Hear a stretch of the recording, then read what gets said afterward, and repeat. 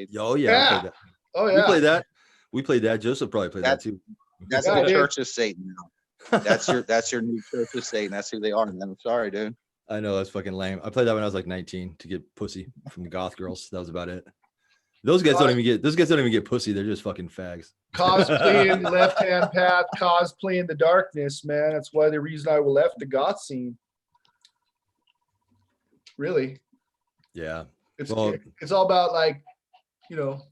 You found your goth princess and you took off. I don't blame you. Oh, yeah, dude, I tried. I was lucky. Hey, so on a much more serious note, because we got to keep this shit not so jovial. guys, we are live now, by the way. So that's very cool. Cool. So I wanted to know, what's up, Zach? How What's you up, doing, JK? guy? Good, man. Oh man, so guys, today we got a little bit late start. I was streaming live to a sock account, but now we're back live on the main account, one of them, and we got a special guest, JK. You guys know him, Jason King, from author of Post Modern Satanism and some other books, and YouTube channel Jason666 King. Always a pleasure, Mr. King.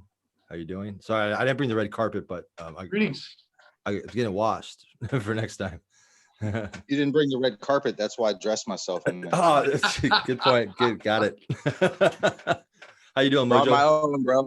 I brought my own. That's the way to go, man. Then you don't have to depend on anybody. Roll it out yourself, like woo. Yeah, but thanks for having me, man. It's a pleasure to do this, man. I want to see this podcast just explode. I want you to be the new Joe Rogan, or the sinister Joe Rogan, or the Joe Rogan that's better than Joe Rogan type shit. Yeah. You know? Awesome. It's gonna be cool, man. I think if I got some good talent on, man, like you guys, man, people have interesting things to say and with a unique perspective on things, man. I don't see why it can't be, right? I mean, and soon in the near future, we're gonna be able to take live callers, which is fucking rad, so get everybody else in on this. But yeah, we got a Jake in the chat room. What's up, Jake M? More people are trickling in.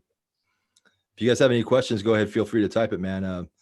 We're just talking about the coronavirus and how it's impacted things, and maybe like the future of it and what the current is of that, and if there's any possibly underlining motives or what's going to happen because of this, if anybody's going to use that to catapult something new. Yeah, like what comes next after this shit, right?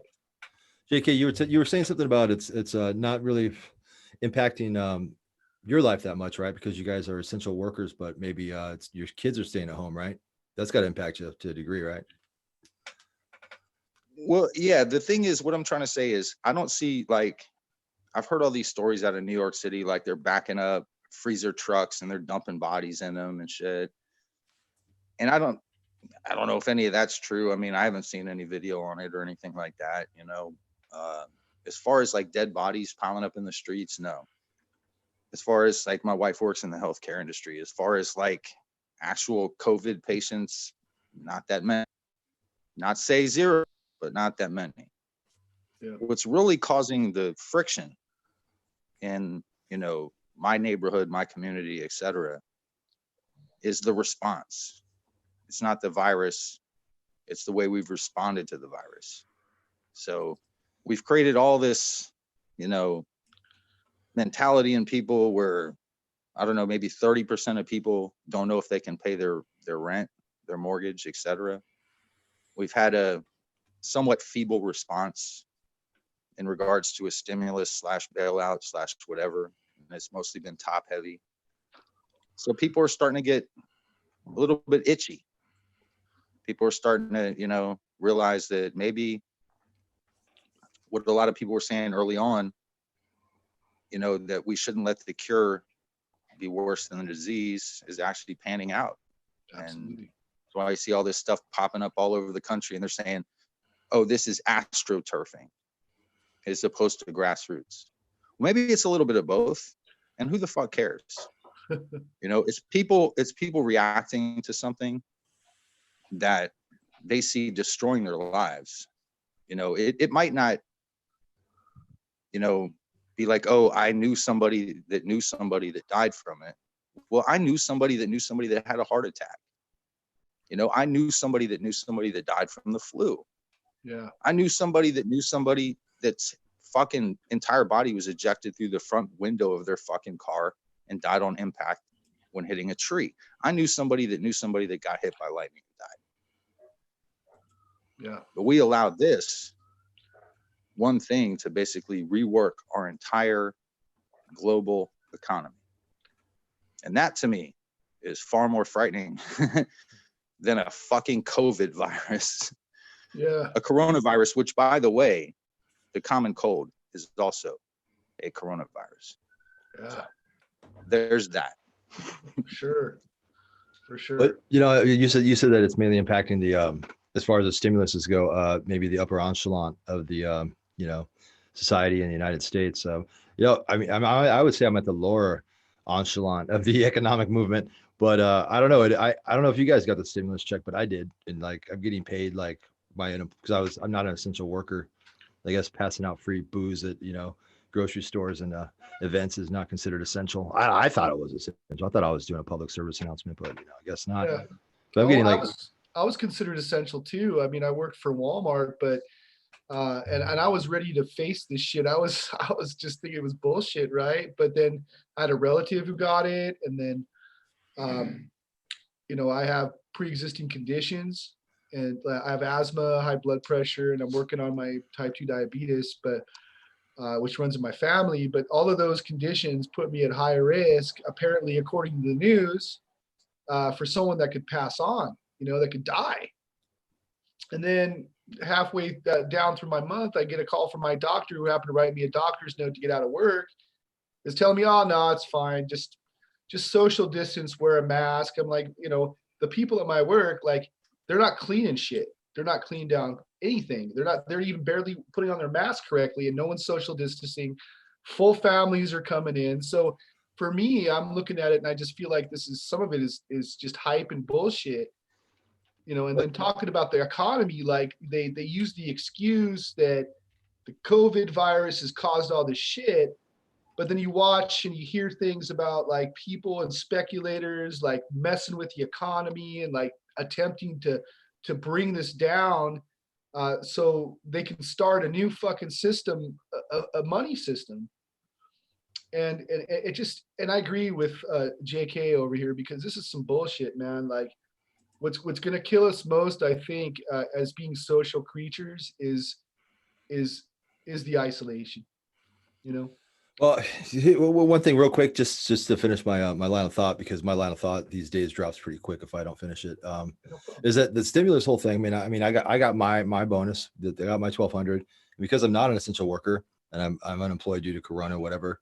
I'm getting like $850 a week with that $600 bonus on top of my regular unemployment to not go back to work, to stay at home, and then it's like that's more money than I made full time. I mean, like, well, not full time, but that's more money than I was making part time. I mean, basically, it did me a great thing. I mean, I'm basically taking a 3 or 4 month vacation and getting paid well. I mean, I'm getting paid enough to live off of and taking the vacation. So my situation, there's got to be millions of others. My situation is not unique. So I don't know. I think it worked out pretty good for me, but I could see how it fucked a lot of people though. I think the problem is going to be inflation is really what it is, because you can't eat money. As much as this money seems like a good thing, it's going to cause things to go up, man. I just paid $10 for a fucking gallon of orange juice. What? Where the fuck you shopping at, man? This was at Winco up here, man. I'm just telling you. But Okay. I'll digress. I'll back off. I'll let JK here do his thing. Oh, hey, man, just on a lot of points. I look at it like this. You've heard that whole, old wives' tale or whatever the fuck those things are called. Step on a crack, break your mother's back. Yeah. Now imagine if the entire society literally believed that to be true. Yeah. And how that would just devastate our entire way of life, because everybody would just be looking down all the time, making sure they didn't step on a crack, step on a gap, they didn't do this, they didn't do that. So that's how I kind of think about this. It's like we've been stuck in this thing where, yeah, sure, maybe it's a little bit deadly to certain percentage of the population. And me and my wife, we broke down the what are those called, the aggravating factors, like what makes it more likely that you might get this. And between the two of us, we checked every box. So like, I smoke, I drink, I have high blood pressure. Yeah. And guess what I don't give a fuck. No, I give zero fucks. If this this ain't gonna kill me, to quote from Post Modern Satanism, whatever doesn't kill me makes it more likely that something else will. Yeah, yeah. Because I'm gonna die, and and we can't fucking like turn this thing to a screeching halt, because everything is interconnected. And getting to your point, Mojo, about inflation, the thing is, I think inflation is one of those things that's kind of like, I mean, you can have gouging. You're talking about gouging. If they're charging you $10 for orange juice, that's gouging. That's not inflation per se. Inflation is basically that we used to be able to go to the store and get a 25-cent candy bar. Now that candy bar costs 99 cents if you're lucky. Yeah. That's what inflation is.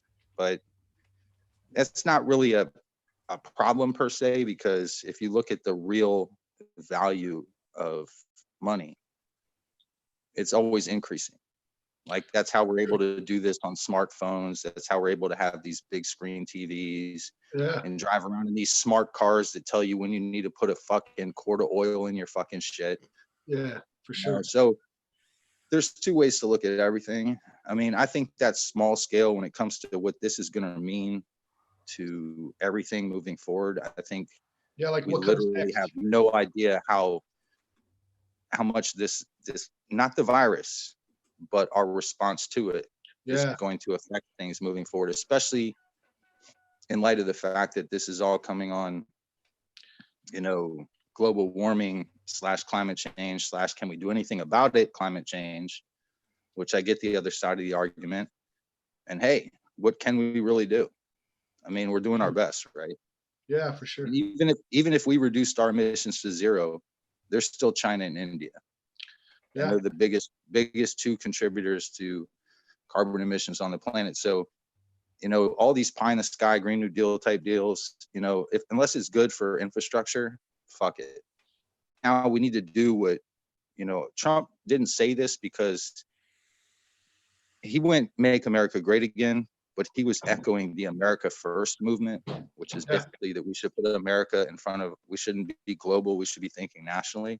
Yeah. So-called nationalism, which then they, paint into the corner of white nationalism, which it's not. It's fucking United States nationalism. I think we need to do that.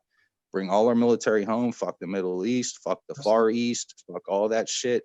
Build this country up. See, that's the lesson I think we need. That's kind of sounding like nationalism, though. And don't get me wrong, the PC left will paint you a Nazi. Oh, what? What did you say? Exactly. What did you say? Like, exactly. I make no. Look, dude, I have a video on YouTube called Hitler Did Nothing Wrong, or something to that effect. It wasn't that severe, but it was like basically re-examining. Look, I've re-examined Manson. Look, you can re-examine any figure in history. Like, we think of great people, like who is a great person? Yeah. Well, that's like history's written by the winners, man. So like you can vilify this general on this side of the war, but the general on the other side killed twice as many. So exactly. we just nobody talks about how many communists died. Nobody talks about how many Americans died. It's all about the Jews in Germany. But I'm not even gonna go on my Nazi rant because yeah, I get what you're saying though, and you're right. I mean, but United States nationalism, it is. We should fucking close our borders in a time of crisis and fix our own shit. Once we fix our own shit, then we can be the fucking world police. Then we can push our morality on the rest of the world that doesn't want us. Yeah. Okay, but let's fix our own shit, man. Let's take care of the guy who's sitting there at the corner, who's fucking unemployed. Let's fix that. Let's fix welfare reform. Let's fix all that shit, and then we can global expand. But whatever. But as far as the coronavirus goes, I get it's trumped up. Huh. See that? See what I did there? Yeah. And so yeah, but it's just weird. The timing's weird that it came right at the presidential election, right? Yeah. On the knee of the presidential election. And who's benefiting the most from this stimulus stuff? Poor people like myself, right? Poor people that on paper anyway, make this much money. And now I get a fucking 4-month vacation paid. It's like, who am I going to vote for? Wait, I can't say that because then I would be a Nazi. No, actually, what's funny is that when this whole thing, that $600, that was a small thing at the beginning that a few people noticed, but not a lot of people. And I was telling my wife when we were talking about this whole thing, I was like, that's going to be the most important part. because, and here's the thing is Mitch McConnell and them, they wanted to oppose it because they were fearful. And they've got these motherfuckers on record saying exactly what you just said. There might be somebody that gets put out of work that ends up making more being off work than while they were working, which is going to disincentivize them. That's going to disincentivize them from taking work. Millions, right? millions. So that was their argument. That was their argument. But for progressives like myself, I have no problem with that, because all that does is leave you, the worker, in a better position to negotiate your return to the labor force. So it empowers the worker. So I support it as a progressive. I'd be a hypocrite if I didn't. I think that was the most important part of that. I think that was actually technically the second stimulus, but yeah, I think that was the most important part of that. Yeah, for sure. Because it really empowered the workforce in a way that I don't think they even realize yet. When we start talking about general strikes and return to the workforce and all these lefty fucking like pseudo communist ideas that I espouse. So. Yeah.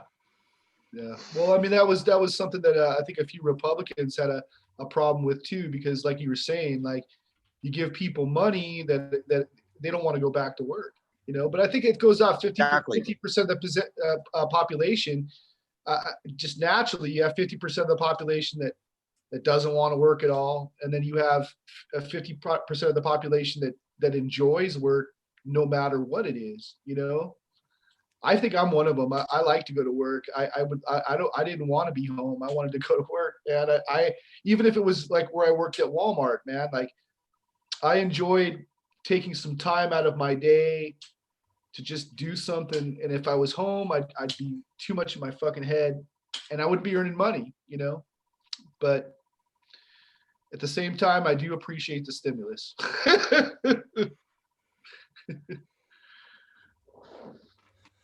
Yeah, you know, I mean, yeah, JK. I mean, that $600 a week thing. I mean, there's got to be millions that are affected, because again, my case is nothing new. I mean, I made about $20 an hour, but I only work part time, so it's like I still qualify. I mean, so yeah, I'm getting paid at least the same amount, if not a little more, than I was working part time. And yeah, they're talking about universal basic income too.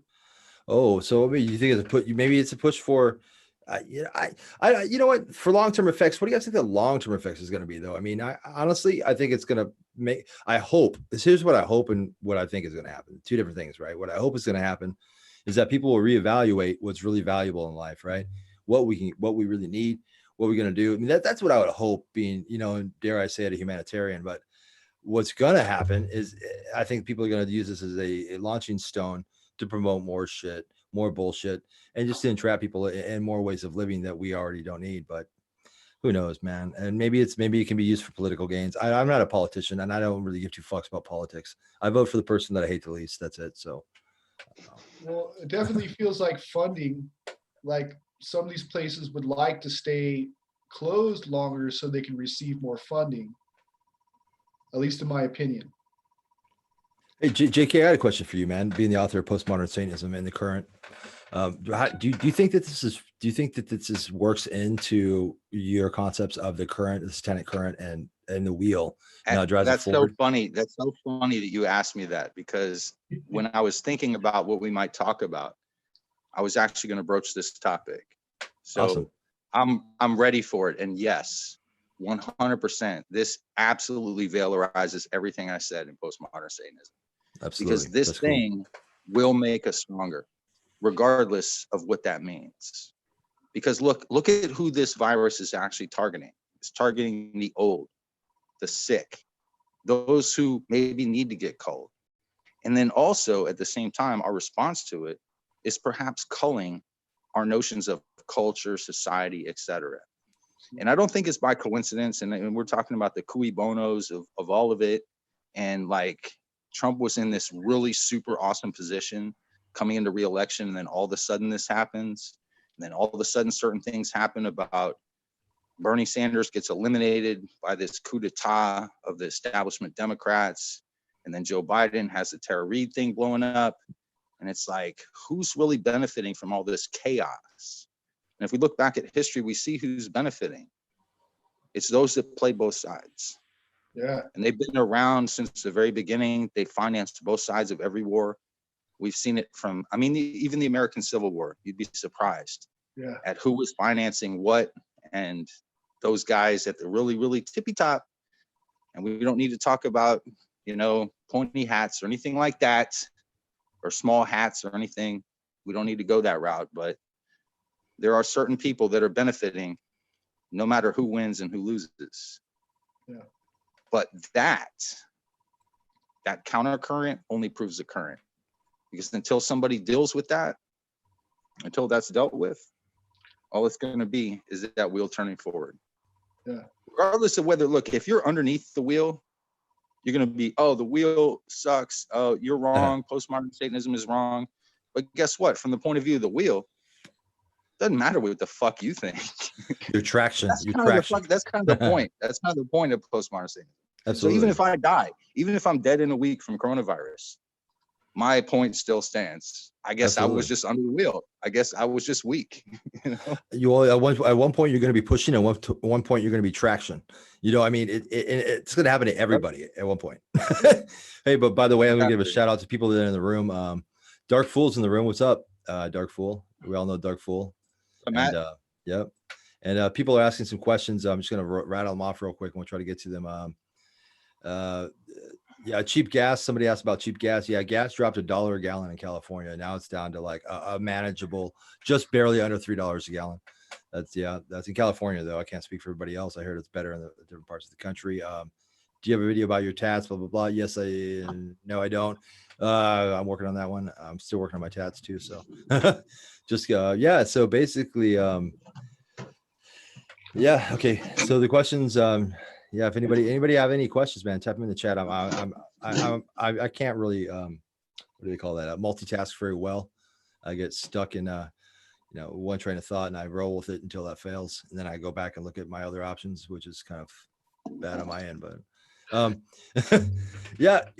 I mean, I honestly, JK, I mean, I'm probably the only one in this room, and not because it's not a great book, just because I'm the only one that actually tries to develop in the path that I choose on that particular path of Satanism. That would be yeah, of course I've read Postmodern Satanism several times, actually, bits and pieces, different levels of intoxication, and I did glean, I think, hopefully some of the best points. That's what I caught, man, is the current and stratification, all that comes into play. And there is no, like you said, man, there is no real right or wrong in Satan. I don't mean to put words in your mouth, but what I gathered from it is there's no right or wrong in Satanism. Satanism is there's nothing to be fixed. There's nothing to be changed. It is what it is. And the wheel moves forward, and, adapt or be crushed under the wheels of satanic progress.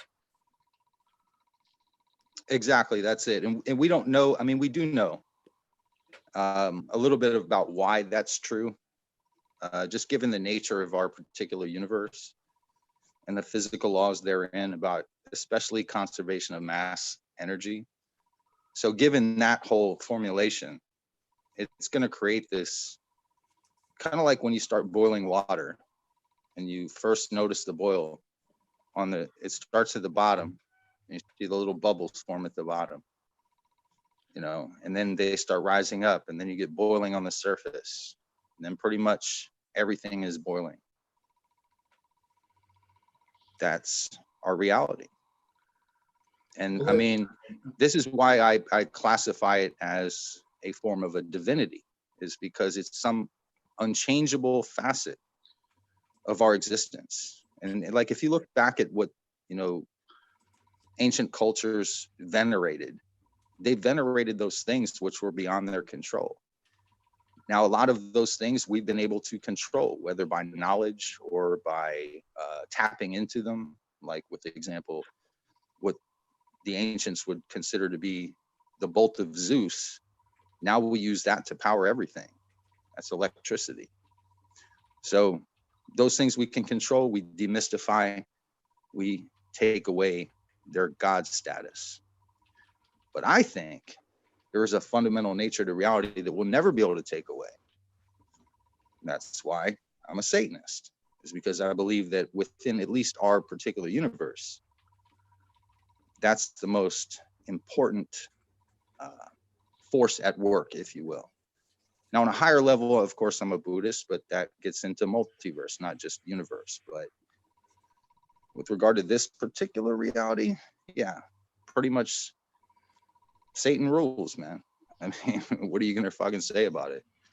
It's not like it's a guy with it. And I remember when I first came out with my stance on this, and everybody was like, oh, you believe in a little red guy with a pitchfork in the tail. Like, man, grow the fuck up, dude. Do you think I really believe that? Or do I believe in facticity? Or do I just believe in reality as is? You know, that thing that philosophers and mystics have been struggling to understand for all of time. Why? Because it's difficult. It is a struggle. The struggle itself is the reward. That's just the way it was made. Don't get mad at me. I'm just the one telling you. I'm just the one telling you, bro. Mojo, what do you think about that, man? Well, you know, I mean, I guess for what I have to say, I'm more like just listening as best I can and trying to engage the conversation. You know, for me, I'm a heathen, you know, which is a pagan.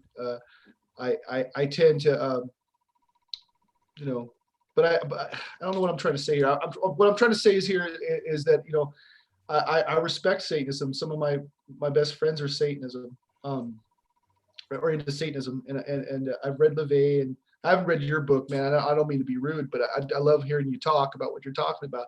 I think that your philosophy is just as valid, or spirituality, or ideology, whatever you want to call it. I think it's just as valid as any other, you know. I think that I don't know what else to say, man.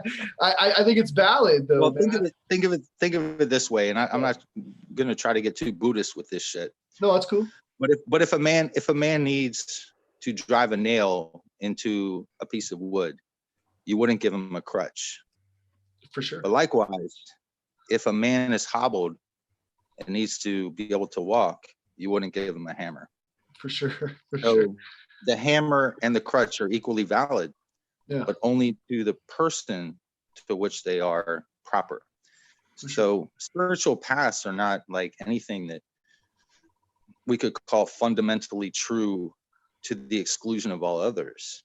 It's a personal path. It's just that. It's a path that you walk, and you walk alone. And maybe there's others that walk paths similar to yours, or in, you know, congruence with yours, or maybe even parallel to yours. Yeah. With the example of like a soulmate, or whatever you want to fucking call it, a twin soul, whatever the fuck, if you believe in shit like that. And if you don't, that's your path. So yeah, I 100% agree, man. I'm not a fundy. I'm not like, oh, believe my way or the highway. No, fuck that. No, believe your way. Believe your way or the highway, you know? Well, my path came from my own personal experiences with my own reality, right? Like where some people haven't had a ghost encounter or a UFO encounter at all, like that's been most of my life. I've had many encounters with this shit. Now, whether that be real or my perception is a matter of debate, but that's been my reality. That's what led me to paganism or heathenism. Well, you know, I think there's a fundamental dichotomy within all of metaphysics. Yeah.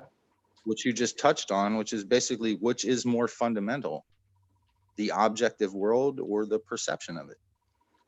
Because neither can exist without the other, which is where non-duality comes from within Buddhism. But within like physical science, you've got these guys coming out now that are basically saying, well, let's just start with the opposite assumption. Let's start with idealism and assume that consciousness is primary. Can we derive the laws of physics from that? Yeah. And you have actual physicists that are doing this. And it's incredible because it's finally the West is catching up to the East.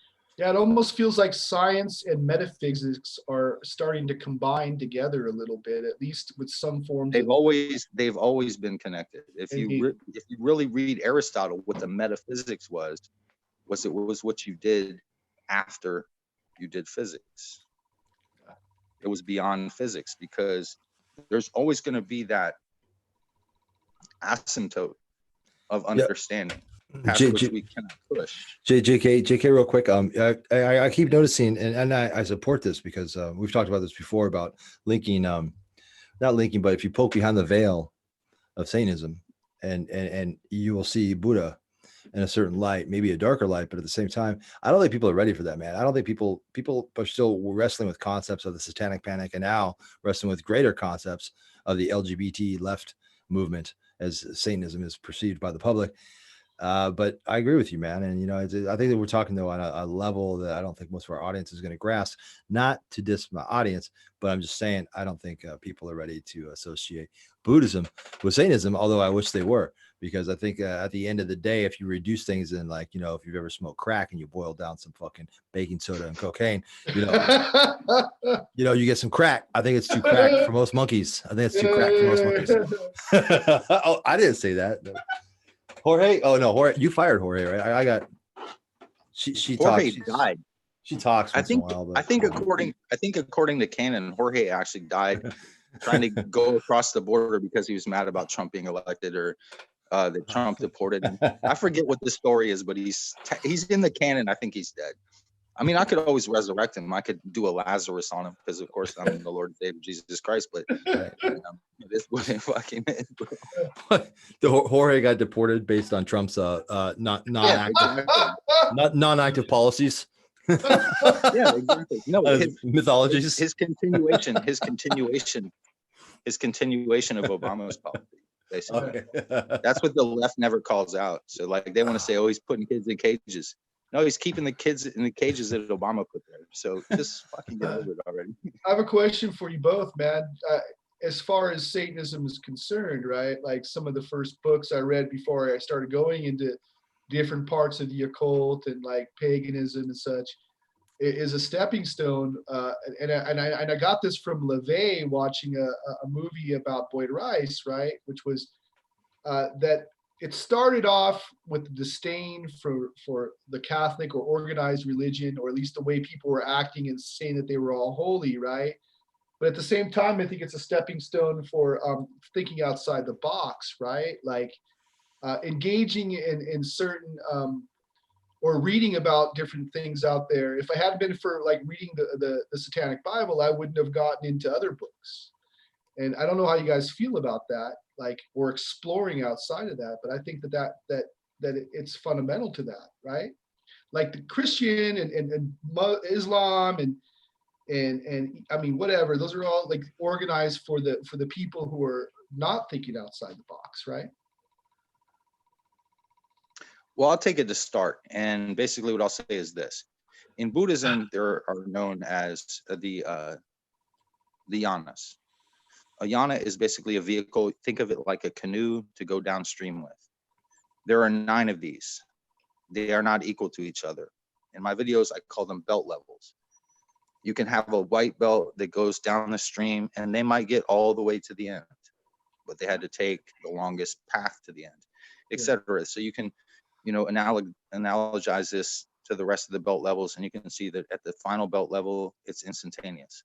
Yeah. I think within Satanism, there's a parallel. So you can understand it on many levels. If it's breaking free from, some kind of religious dogma, okay, so that's a yellow belt level. If it's just getting mad at your parents and buying the Satanic Bible because you saw it at a bookstore, that's white belt level. You know what I mean?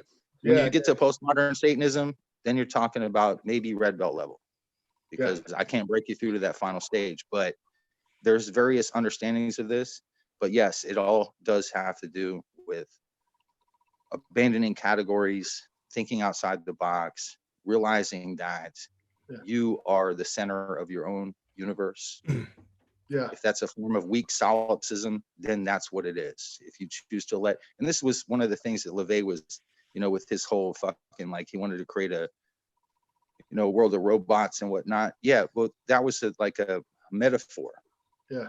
For basically what we're all going to be experiencing sooner or later. So he was somewhat of a prophet in this regard, is that we all going to have these, universes that we inhabit, VR realities, these, what are they called? Extended reality, or, hyper reality, or whatever the fuck. You put some goggles on, and everything will take a trip. Yeah. Whatever. But yeah, so it's a belt level thing. I think within Satanism too, it's a belt level thing. It's like, how much of the truth of this do you grasp? And no matter what bit of it you do, it's going to be beneficial for you. You know, it's not a teaching. It's like martial arts. It's like, if the shit doesn't work, don't fucking use it. You know what I mean? If it works for you, use it, grow, extend yourself. So, You know, we use that. I agree with that totally. 100%. And there are different degrees, or if you want to call them belts, I mean, those are degrees as well, right? I mean, yeah, we can use that analogy as well. But yeah, I mean, there's different levels, whereas a lot of people will stop. They will stop, you know, at their yellow belt. You know, they read LeVay's books. Maybe they dabbled in some Crowley. Maybe they, you know, saw this video and that video. Maybe their entire source of information on YouTube. But people, when you're talking about thinking outside the box, and that's where people stop at that white or yellow belt, is that they're still struggling with the concepts of good and evil, good, evil, white, black, right, wrong, heaven, hell, God, devil, you know, and that's where the majority of people stop, is they can't grasp the concept of, why do you call yourself a Satanist if you don't believe in the devil? It's like, okay, you know, oh, you thought you were a yellow belt, now you're back to a white belt. Get back there and figure it out. You know, get back 100 push-ups, roundhouses, get back there. You know, and once you get past that, though, then you really open your mind to other concepts, some more, I wouldn't say mystical, because that's the wrong word, but I'd say worldly or wider concepts of what good and evil is, because good and evil in itself is a construct that is man-made. Is it really good? What did Nietzsche say? What is good? What is good? Good is what makes me feel better, or what you know, and what is evil? Things that detract from me. Or how about this? Shakespeare said it best. Sure. There is nothing good, there is nothing evil. Only thinking makes it so. So it's all mental categories. Like, what's good for the cat is evil for the mouse, and vice versa. So that is true. It's all a value judgment. It is, and people don't get that. I know. There's a good deal of my audience that is, you know, just based on psychedelic fans that probably haven't struggled with these concepts yet, and that doesn't make them, you know, inferior by any means. It just means that they haven't, you know, submitted themselves to these. At least the white belt shows up to the dojo. At least the white belt shows up to the dojo. So absolutely. The white belt does show up in his belt and is ready to perform, and that's exactly that's the majority. That's more than 95% of the people are willing to do. So yeah, for sure. We had a talk a little while ago. This is another thing I'd like to bring up. You know, like we talked about the different. There was some stuff we disagreed upon, like with some of the, like, you know, the Satanic Temple and others, but there was concepts of all that seemed to be evolutions of something far older, right? We had talked about that before a little bit too. Do you find, like, as a Satanist yourself, Jason, what do you think of like theism, or like satanic theism or Luciferianism? What is your opinions on that? Oh, again, I think this goes back to what I was saying before, is that, you know, each individual path is individual. So theism, I think, and I've made this argument before many times, but I think that the term theism is vacuous, because I don't believe there's a well-determined concept of gods. So until you can demonstrate that there is a, you know, well-defined, logically, concept of gods, then I'll hold the atheism-theism argument to be valid. Okay. Until then, I don't. So whatever anybody particularly, look, if my 5-year-old kid thinks Superman is real, does that make him a theist? I don't know. Superman is a god according to some. You think about him that way, and does that make? No, obviously not. My kid's not a theist based on that definition. But then again, what would the proper definition be? So I just think, you know, people need to define their own terms for themselves.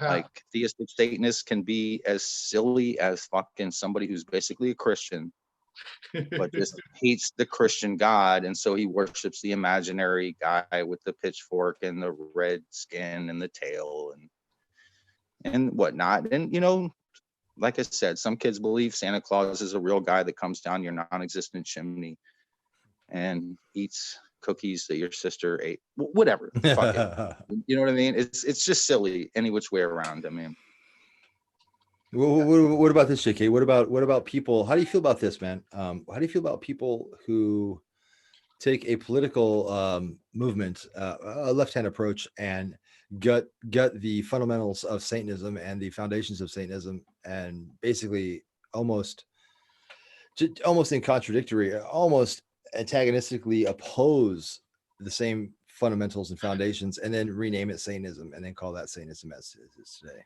Oh, Zach, I have literally no idea who you could possibly be referring to here.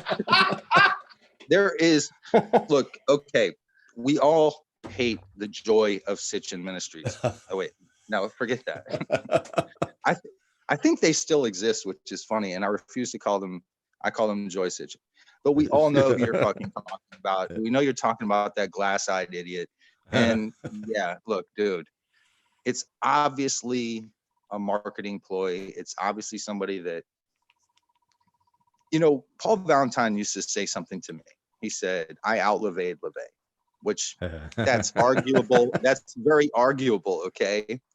But what I think this dude did is he let LaVey out-LaVey himself. In other words, this guy is basically understanding what LaVey did, but not understanding LaVey's core philosophy, which, like you said, Zach, that means that he bastardized something. Is he allowed to redefine it for himself? I have to say yes. And the reason I have to say yes is because I did the same thing. I just was a little bit more respectful to the traditions and whatnot. But look, you could put a pentagram on a unicorn, and I think they kind of did that, didn't they? Yeah. You could put a pentagram on a unicorn and call it Satan's horse if you want. You can do that. And look, you could maybe even get a Hollywood studio to greenlight a fucking Netflix series about that and call it My Little Pony or whatever the fuck you want to do, bro. Because look, you can slander the idea of Satanism, but what you can never do is defy its facticity. And that's why I don't get upset about people that do dumb shit.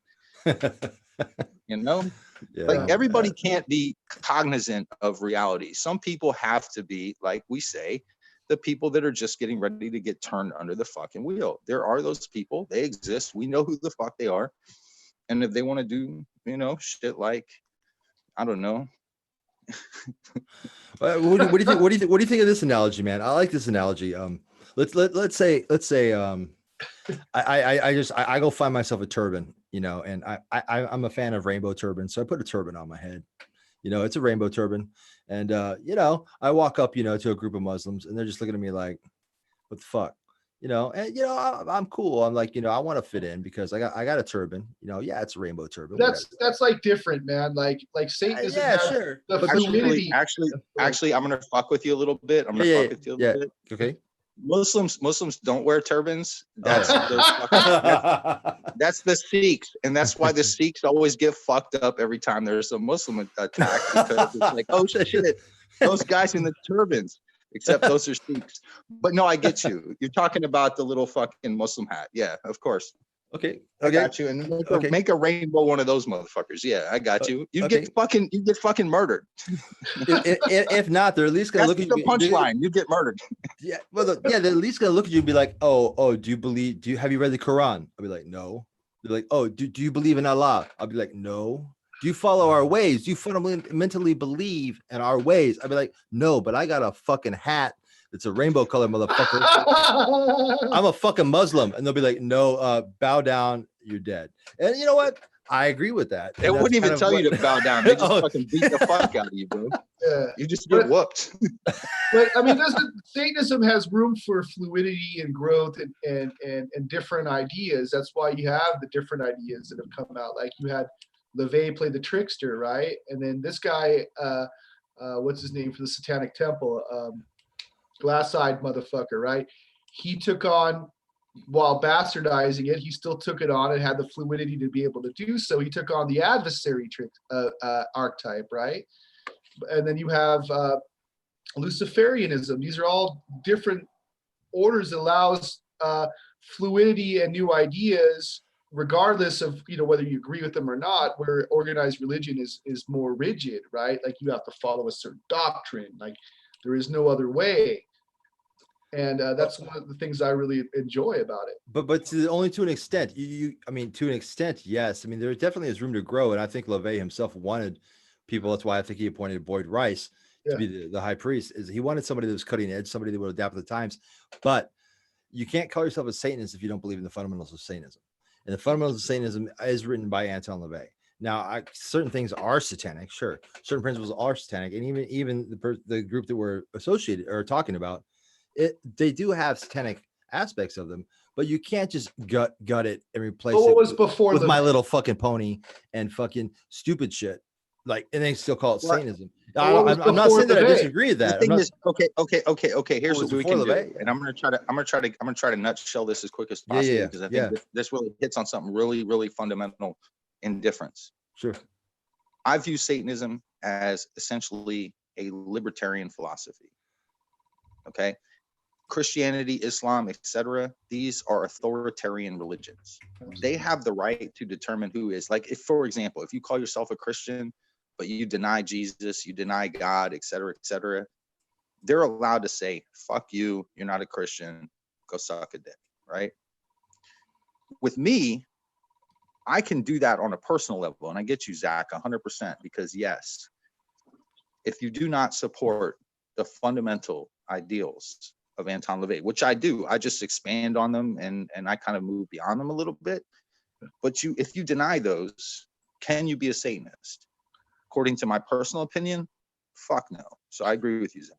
Fuck no. You're a clown. You're a unicorn. Like all the fucking things I was saying before. But I'm not going to say that you can't claim that for yourself. You can't claim it to me, but you can claim it for yourself. Because I think a clown show is just that. It's a show of clowns. And if that's out there and if you see it and if you're moved by it and you want to join that, then guess what? That's one less motherfucker I got to worry about because, yeah, you're a confirmed clown now. So we can see this shit and be like, okay, you're controlled opposition. Do you? That's the libertarian nature of it. To me, as a philosophy of Satanism, I'm not into authoritarianism. You're not a real Satanist. Yeah. To me, you might not be, and you aren't. But I can make fun of E.A. Koetting on the other hand, and this is what I wanted to say earlier. To flip this shit 180 degrees, he had some guy on there recently on his fucking YouTube channel that supposedly channeled the sigil for the coronavirus. I don't know if you guys saw this or not. That's awesome. And I just switched it from one degree to the other. Like, if you want to call them left and right on Satanism, whatever you want to call them, I call them different degrees of stupidity. Well, that should just be out there. Also, real quick before it was a cool looking sigil. It was a cool looking sigil, but come on, man. The coronavirus has a sigil. Official. It was official though. Wow. No, certainly though. Bro. Even in the backlight of it, even in the backstage, you can see there's on a satanic principle, there is something satanic about herding clowns.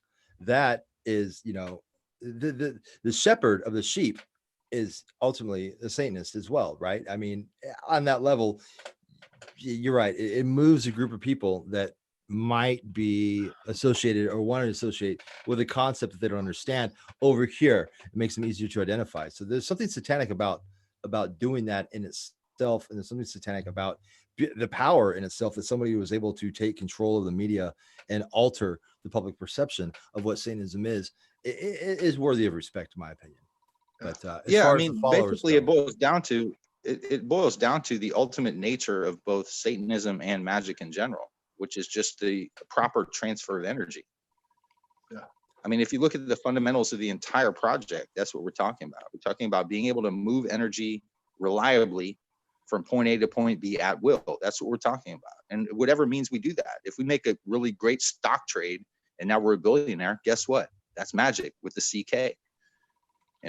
You properly moved energy around. Now, you might not have known what the fuck you were doing, but you did it. And isn't the Satanism too?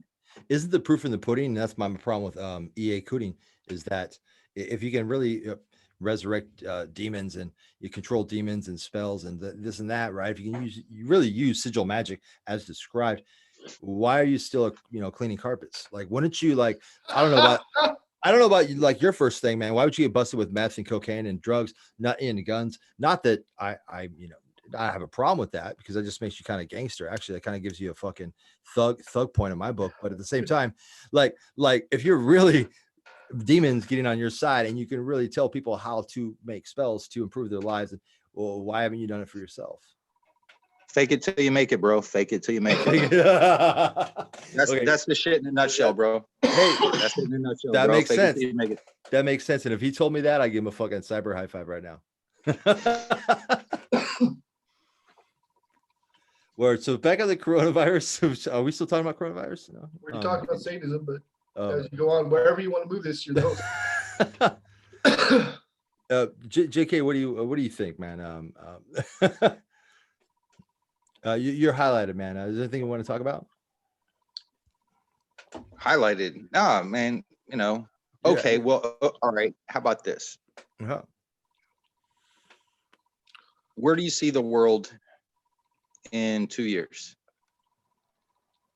Oh, well, that's too fucking like complicated, isn't it? No, it's not too. How about this?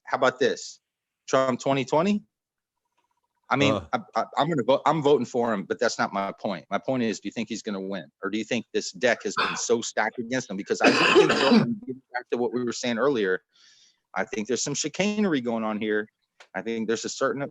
All right, look, I'm not a conspiracy guy. I'm not going to say there's people actually pulling strings on puppets and shit, but I do think that there is a way that certain people can have an undue influence. Yeah, for sure. So, from 2020, yes or no? Do you think he wins re-election? Do you think Joe Biden wins? Do you think Joe Biden has a fucking heart attack and his BP takes over? The fuck? I think Trump's going to win by landslide. I think Trump's going to win too.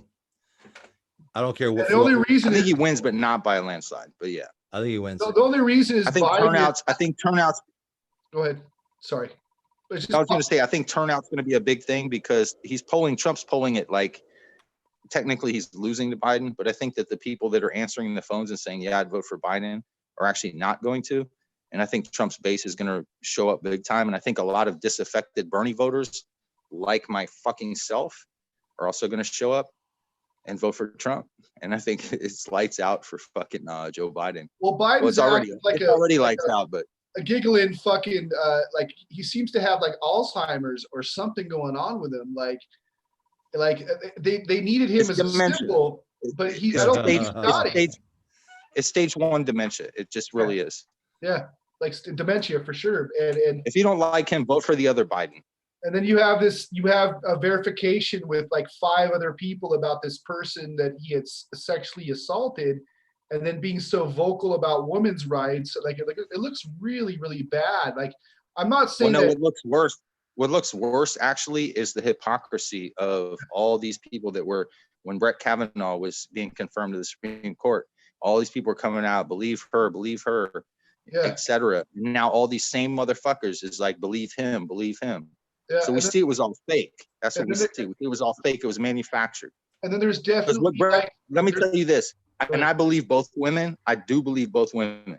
I believe Christine Blasey Ford, and I also believe the chick that was in Sharknado. I'm sorry, Tara Reid. Sharknado. No, different Tara Reid. Sorry, different Tara Reid. Somebody did not get the joke over there, Zach. Really, Black. you believe Christine Blasey Ford though? She didn't have any credible evidence, like at all. All she did. But let me just tell you what the actual charge was. The charge was that he tussled with her in a bedroom. He didn't penetrate her. He didn't rape her. Charge was it was like they were wrestling around. That's true. And but I believe that happened. I believe that happened. But so what? I believe Joe Biden did finger this woman. Yeah. I think one is on a different scale than the other. I think they're both. I think they're both telling the truth, because I don't think a woman has a reason, especially. Look, I'm not going to say that women don't lie. But what I'm saying is, when I look at these two situations, I don't think either one of these women is lying. But even her witnesses say that they couldn't corroborate everything she was saying. The same people that were like on her side as her witnesses say, yeah, we weren't there. We don't know what you're talking about. You have people who study her body language, and like You talking about Blase Ford? You talking about Blase Ford now? Oh yeah, she's a liar, man. Okay, well, look. We can come to different conclusions about that. Indeed, I'm sorry. I don't mean to get. I'm gonna back up on that one. Yeah, indeed. I don't. No, I've seen the YouTube body language people and body language, just like, okay, handwriting analysis. I was big into this when I was in college. I was like, holy shit, handwriting analysis is so fucking cool. Because it's like, if it slants to the left, it means this. If it slants to the right, it means that. And if you write under the lines, or you write big B's, or you write small B's, then it means this or that. And it's like, okay, all right, I mean. No, I get you, man. Her story, look, she didn't claim that Kavanaugh raped her. She claimed a very specific incident happened at a very specific party, and it kind of makes sense if you think about it. Now, if she really was going to make something up, she would have made something up that was a little bit more like camera friendly or dramatic, etc. Yeah. Her case, look, Brett Kavanaugh could have came out and said, yeah, I did that, but I was young and we were just fucking around. Yeah. And it wouldn't have been a big thing. Yeah. I don't think it would have been a big thing. Yeah. Because look, I mean, yeah, go ahead, Zach. This shit's getting gay as fuck. I'm just saying why is it a big deal what they do like on their sexual private time? I mean, who here hasn't fingered a woman and here hasn't? I mean, fingered a woman without her consent. I've never done that. Without her consent. Okay, I didn't get that. That's what they're talking about. Okay. I was gonna say, what's the big deal here, guys? No, that's the big deal. Is assault.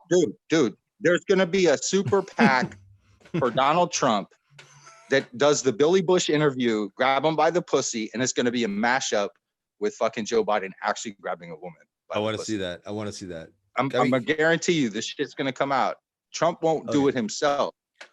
Well, without the consent. Okay, I missed that part because I was gonna say, who hasn't fingered a woman? Who hasn't grabbed somebody by the pussy? I mean, come on, like that's like. No, but its intent is assault without permission. Without consent. Oh, okay.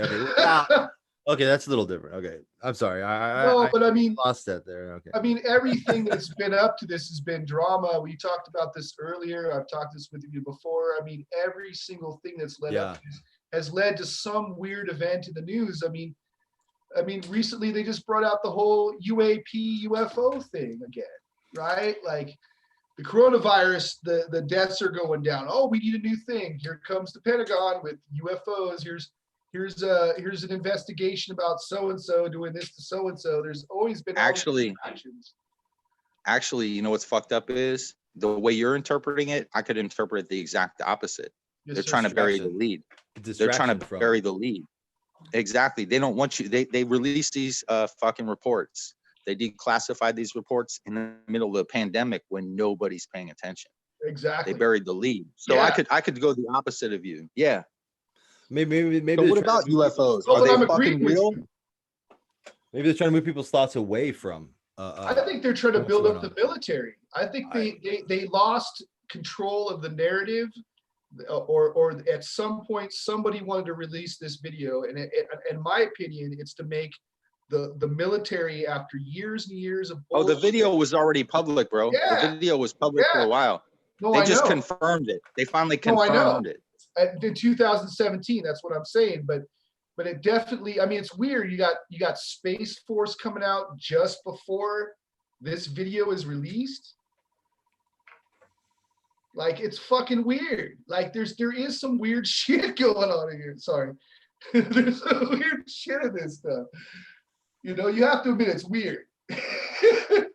No, it is. You know what the funniest thing about our reality is, if you really sit back and think about it for a second? Yeah. Is all the little pieces of this gigantic puzzle that we call our, shared experience. Yeah. All these little weird pieces that seem to be missing. Yeah. Like how did they really build the pyramids? And I'm not saying aliens did it. I'm just saying, how did they really do it? And like a lot of shit. Like, was there in Atlantis? Exactly. Why do you have those huge fucking heads that nobody can explain in South America? I mean, like all this shit. Yeah. It doesn't. I'm not saying that I'm going with any particular theory, because we can look at like, okay, so what the fuck is dark matter? Yeah. That account for 75% of the matter in the known universe. Okay, so I can go down the list of these things. It's like, it almost seems like there's somebody laughing at us. Exactly. Yeah. And we're in a simulation. We're in a simulation, bro. That's it. Simulation. That's what I'm saying.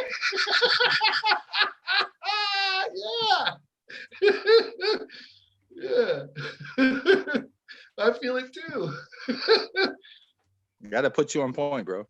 No, I'm not. I'm hearing it. I agree with you 100%. But I just think it's really weird that like all these things start to happen during this presidency, right? Like if you look at the people that are behind, if you watch that UFO unidentified show, right, dealing with that one subject, right? Are you still there? I think he's frozen a little bit. There he is. Yeah. Sorry. Yeah, all these Minimize. people have served Happy thing. previous globalist administrations, like Chris Mellon, right? He worked for the Bush and the Obama presidency. You have John Podesta making a regular appearance on that show. You see all these people that are connected to this.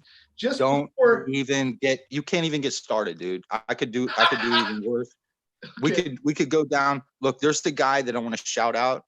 I don't know him personally, but he's a guy that everybody should fucking subscribe to on YouTube. His name is Ryan Dawson. He's a really cool guy. He looks into a lot of this fucking shit from a real angle. And basically what I'll say is his Jeffrey Epstein analysis is the most deep. And when you're talking about people that work for this administration, work for that administration, that's what this guy, that guy, this fucking, that's where you need to fucking go. all right, To go get a lot of these connections. And it's fucking insane when you start seeing who's connected to who palled up with who, how the whole thing works, why Bernie Sanders was basically fucking blackballed twice in a row. Yeah. Even though he's one of God's chosen people. He is, right? Right. Isn't that's the story they tell, right? God's chosen people. I don't know. I thought Bernie was blackballed because he's just a fucking wimp and fucking dropped out of like a Jewish fucking work camp. I don't know. Well, I don't know, man. Oh wait, I can't. You can't. Rumors. Don't talk shit about the Jews and you be a Nazi. Okay. All right. Here's what I'm gonna do. I'm gonna throw a wrench in this motherfucker right now. Yeah. Bring it. Jesse Ventura successfully gets on the ballot in all 50 states as a third-party candidate. Don't matter who it is, libertarian, green, whatever. Jesse Ventura, Donald Trump, Joe Sleepy Biden. Who do you vote for? Trump And 2020. Trump 2020. That's Trump. I believe in Trump. No shit. I do. We just lost about half our audience right now. It's okay, man. Like, no, but we're supposed to be able to disagree with each other. We're supposed to be able to talk about differences, man. Like, I don't like Ventura. We really are. I mean, I guess we're not supposed to, but I believe that. I believe that I can talk to someone that's a progressive, of course, be libertarian, and fucking and still have a disagreement and still be friends with someone. Yeah, in an ideal world, yes, you would think so. But... Oh, I know. I'm not trying to put it down. I'm just saying, like. So neither one of y'all took the bait. Did one of y'all take the bait and say Jesse? No, I don't like Jesse, man. I've watched the shows. I like him. I didn't like him as a wrestler. That's my problem. Is I got a grudge. Like him as a I got a grudge when he body slammed somebody that I was rooting for. You know. I like him because he thinks outside the box. I like Jesse Ventura. I do. I like what he brings to the table. I like that he thinks. Well, he's not afraid to talk about what he wants to talk. I'd vote for either one of you two. I'd vote for either one of you two as president above the ones we got going. But I haven't seen him like talk. I got enough gray hair as it is, bro. I got enough gray hair as it is. And we think outside the box, and we actually are critical thinkers. Whereas the president-elects or the potential president-elects, really, I mean. Well, yeah. I'd be JFK'd within a week, man. Yeah, I'd be JFK'd within a week, because the first thing I would do is I would stop all aid to Israel, and then I'd be JFK'd. So there would be that. You know, JK, if I ran for president, I'd be assassinated too, and they'd just be like, sprinkle some acid on this guy. Bye. How many hits? Give him 31. Give him 31. That was one too many, as we told him. Yeah, we'd all be dead. But I do agree we should be able to get to a point where we can all talk about certain things, even if we disagree with them, without an emotional like response, you know, like I miss that. I miss being able to disagree. And I was very left leaning, very liberal. I still am in a lot of ways, but what happened was I started seeing my side become the bully. I started seeing my side become the bully, and I couldn't handle that because I fucking had been in the past. I was chased by fucking rednecks for just having a fucking mohawk and shit like that. And now I'm seeing the reverse. And that's I felt like I was for a while, like politically homeless. Like I had, and then not that I should be political or any other way, but I didn't really feel like I had anywhere to go. Politically homeless is a weird word, man. That's why I try to tell people I'm not political, man. I'm a fucking Satanist. That's it. No, that's cool. But it is no, it is what it is. I mean, you know, whatever. Trying to maybe Trump fucking, you know, blows the you know, the fundamentalist Christians. I don't care, and I don't know. I just look at how it's impacted my life, and my life has done nothing but improve. I don't agree with Christians, but that doesn't mean he's not responsible. It's mainly my hard work and my abilities to promote my life, my happiness. Trump just happened to be in politics, but I haven't seen any negative impact. I've seen a good stimulus check. They give you a 4-month paid vacation. So I have seen the negative impact. I've seen political ideology being preached to in every pastime that I used to enjoy. And I don't have a choice whether I get to avoid it or not. That's what led me to going more conservative. How do you not have a choice? Oh, you mean the alt left pushing on your level, your PC gauge, and what you can and can't say without getting barraged? Pretty much like movies, music, video games, even comic books. Like I know they've been used for political tools on both sides in the past, but as of late, like I don't get a choice to avoid it. Like I just have to find a new pastime. And maybe that has a lot to do with appealing to the youth and what they believe in now, and I'm just passe. But at the same time, like I don't feel like if I'm going to go to escape something, I don't feel like I feel like that escape should be neutral.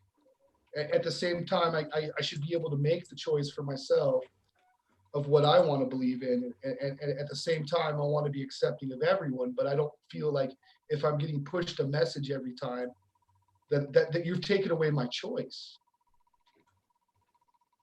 What do you think about that, No, JK? actually, I agree with you 110%. And basically what I was going to say is like, okay, I'm a very political creature. I consider myself left. Matter of fact, far left almost, based on my policy platforms.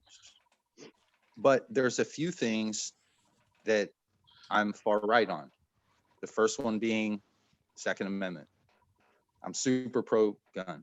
I believe in shall not be infringed. And I agree with you on the cultural issues. And I think what's happening is you have this weird portion of the progressive left that's trying to push something down our throat that I've actually made a lot of videos being very critical of, which is this whole transgender, like boys are girls, girls are boys, gender fluid. Next thing you know, pedophilia is going to be cool. Fucking animals is already cool, according to their greatest philosopher, Peter Singer. Guy that they always quote. They quote Peter Singer about the veganism thing. That's another thing they're trying to push down people's throats. That people is like, you know, it's the whole creation of the soy boy fucking meme. It's like, this is the part of the left that I absolutely hate.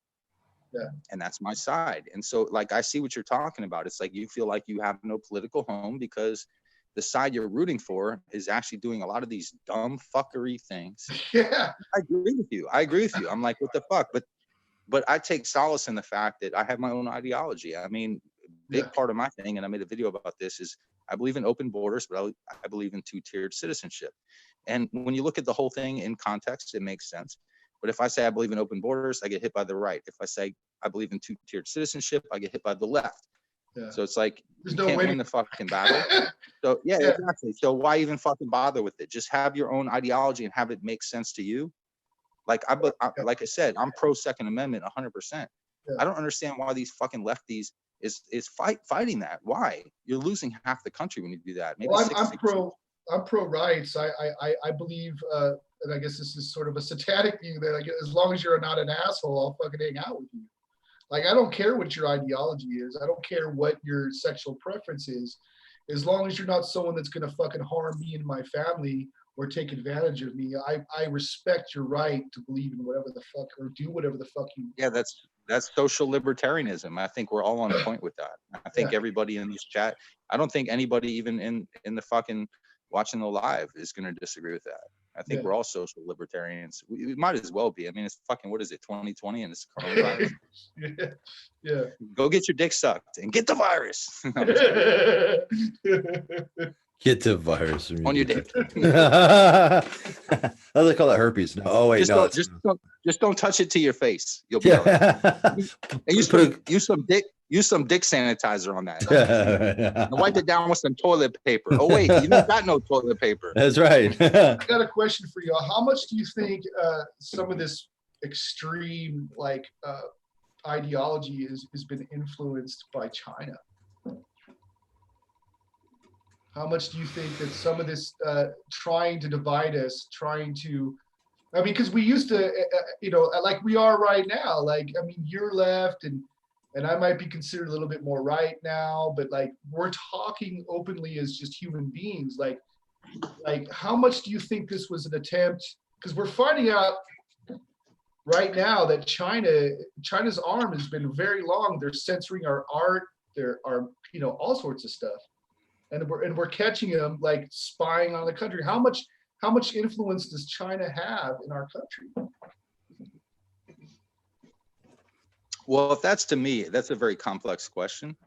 I would say that we have long made the mistake of viewing China as a strategic antagonist / ally.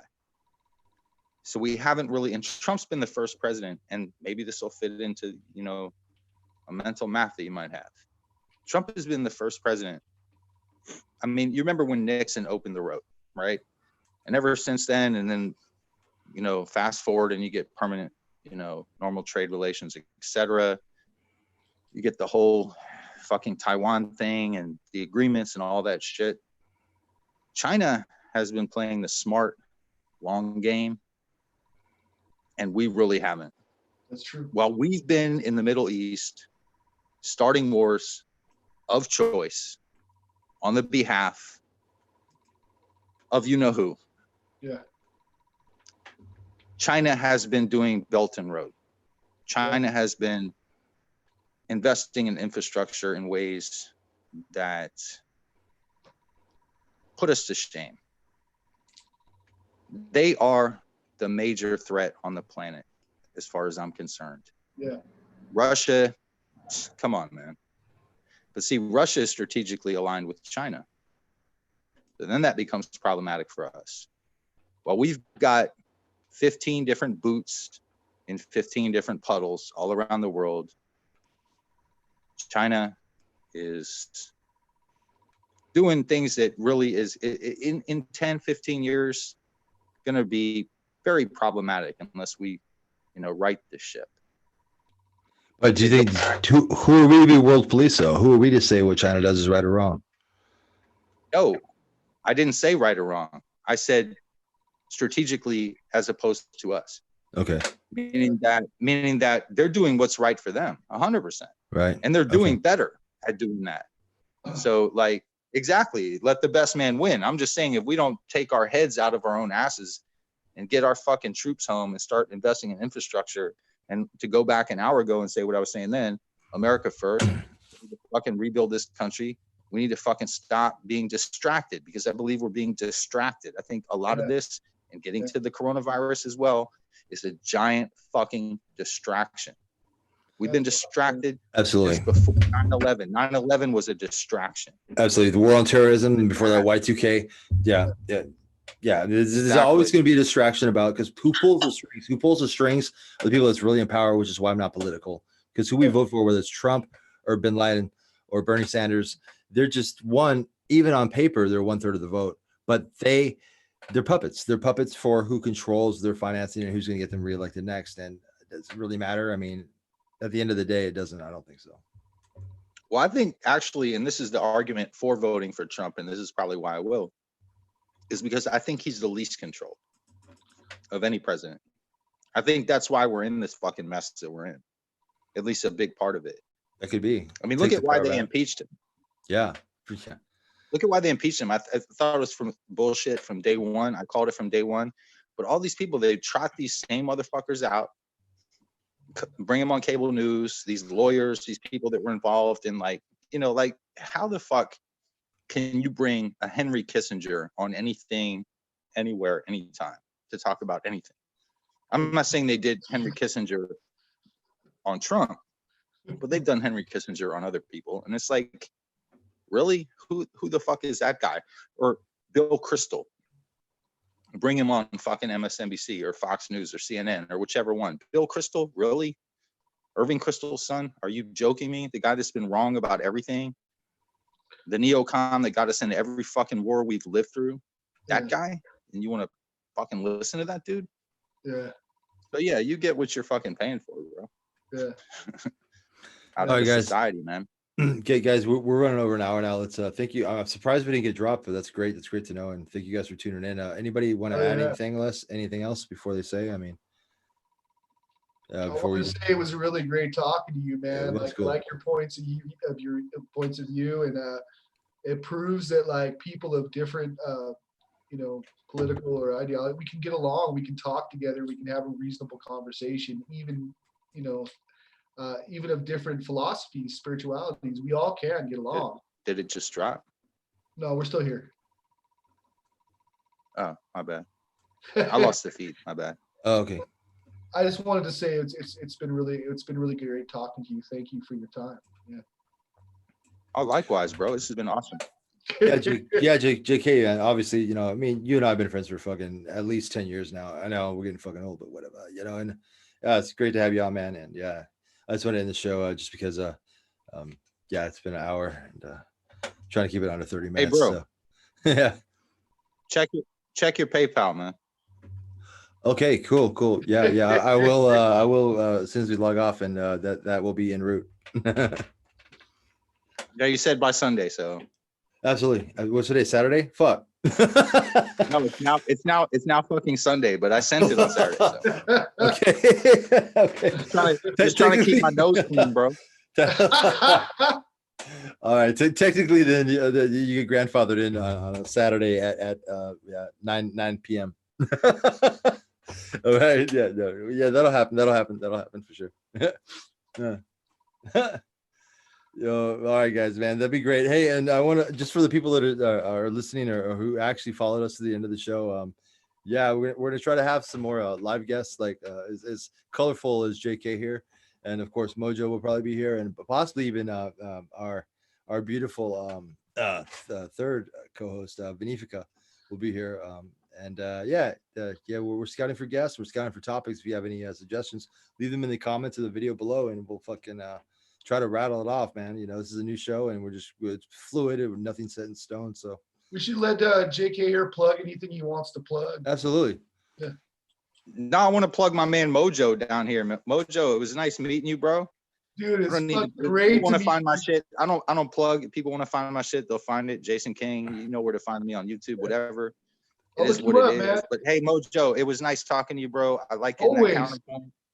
Yeah. Like in that counterpoint. Zach, thanks for having me on. I'll plug your shit. Your shit is awesome. Fucking like, what is this, Trippy Time, or what's the name of your fucking podcast? Trippy Time? Close. Like that. Sesame Street in this motherfucker. No, I'm just kidding. You guys are awesome, man. Are you on Facebook? You guys are awesome. You on Facebook? No, I have no Facebook. I have no Twitter. I have none of that shit. I got a YouTube channel. That's it. And I have a book. That's it. Boom. I'll look you up. A small fingerprint. Keep that small internet fingerprint. I don't fuck around on the internet. You get sucked into your phone, and the next thing you know, you're a reptilian member of the British Parliament. What's the name of your YouTube channel for those who don't know? Just look up Jason King. I mean, just try to find it. I don't want to make it easy for people. You gotta search. Find it. I don't care. I only have 2,000 subscribers. I don't want you. I don't want you subscribing to me. Go find me if you want. Yes, You're just gonna be sir. another. You're just gonna be another dude downvoting my videos because you can't get your thumb out of your ass to put it up. That's all I'm Yeah. saying. His YouTube, I'll say his YouTube is Jason666King. Nice. That's Something it. like that. Something like that. I think it's still that. I don't know. Yeah, it used to be. That was Jason 600 Club King because I fucking destroyed him. No, I'm just kidding. Yes, We're sir. down. That's so fucking funny. Yes, I win every battle I'm in. It's- Non I will sequitur hit show you was up, also man. destroyed. I will definitely hit Non sequitur show was also destroyed. Them fucking faggot. you. All right, gentlemen. Thank you. It's been fun, and thank you all for tuning in. And we'll see you next week with something new and hopefully inviting. You See you got it. guys. That was good. That was a good talk, yo. It was a good talk, yo. I'm still trying to end the show here. Give me a second. All right. I don't know. I'm just, you know. Yeah, I know. It's fucking awesome, man. I'm surprised it held this long. I'm fucking glad that it did. No, we talked about